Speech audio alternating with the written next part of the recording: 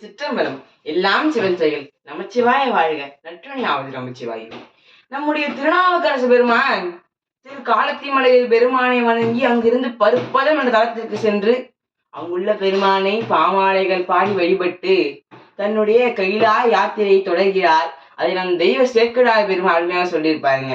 அம்மரங்கு கடந்து போம் அவர் வேல் சூழகில் படை செம்மல் வெண் கையிலை பொற்பை நினைந்து எழுந்து ஓர் சிந்தையால் எம்மருங்கும் காதலின்றி இரண்டு பாலும் வியந்து உளோர் கைமருங்கு வந்தனையும் தெலுங்கு கடந்து கன்னடம் எய்தினார்.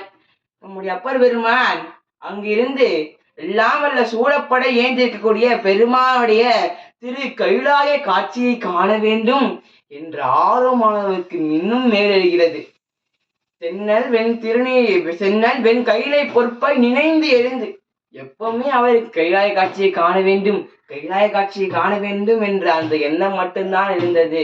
அதனால இப்பொழுது தெலுங்கை கடந்து கன்னடம், இப்பொழுது கர்நாடகா என்று அழைக்கப்படுகிற கன்னடத்தை நம்முடைய நாவுக்கரசு பெருமான் அடைகிறார். நம்முடைய நாவுக்கரசு பெருமான் கஷ்டப்பட்டு பெருமான் கைலாய காட்சியை கண்டார். ஆனால் நமக்கெல்லாம் நம் அருகில் இருக்கக்கூடிய சிவாலயத்தில் வருகின்ற ஆடி அமாவாசை என்று அந்த கைலாய காட்சியில் அருமையாக நடைபெறும்.